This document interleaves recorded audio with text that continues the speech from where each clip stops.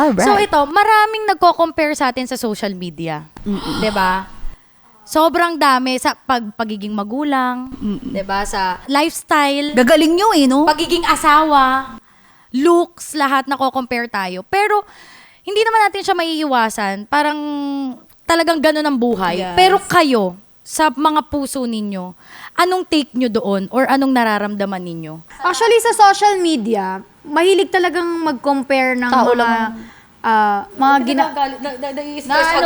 Natitrigger ako. Ba- Natitrigger kasi ako Sa talaga totoo sa lang, kanila. oh. Wala kasing sumasagot sa atin. So, Oo. ang akala nila siguro feeling nito mga nagkukumpit na to sa isa't isa eh. Hindi Ang nila akala alam. nila nag-aaway na kami dito, nagbibigay sila talaga ng issue. Sabi which nila, is, oy, si Vien at saka si V, wala sila sa isang vlog, mga 2 months na baka mag-aaway Guys, sa totoo sila. lang sabihin ko sa inyo, never pa po kaming nag-away. mm As in, never kaming nag-aaway. Diba? Mine-maintain din kasi namin yung relationship na hanggang pang matagalan kasi in-laws na siya. So, kung Tsaka meron bakit mag-aaway? Oo. At saka, kung meron kang hinanaing, sasabihin mo na, sister, ganito yung... Di ba, kung kuwari may maramdaman ako sa'yo o sa'yo, sister, talagang ayoko to. Ba't ganito? Kasi may mine-maintain kang relationship kasi pag pamilya kayo May eh. respect. May respeto Oo. ka.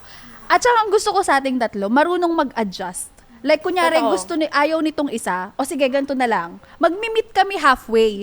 Hindi yung kung anong gusto ng isa, ipipilit niya lang, hindi, gusto ko to ganito, ganyan. Dapat ganito yung ganito. Hindi ganun eh.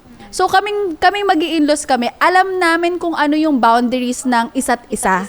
Which is, yun ang the best talaga na lalo na pag sa in-laws kasi ito pwede kang mamili ng mga kaibigan mo, 'di ba? Pwede kang mamili ng mga pakikisamahan mo kung sino diyan. Pero ang in-laws mo hindi ka pwedeng mamili. Ang pipili niyan yung mga kapatid mo.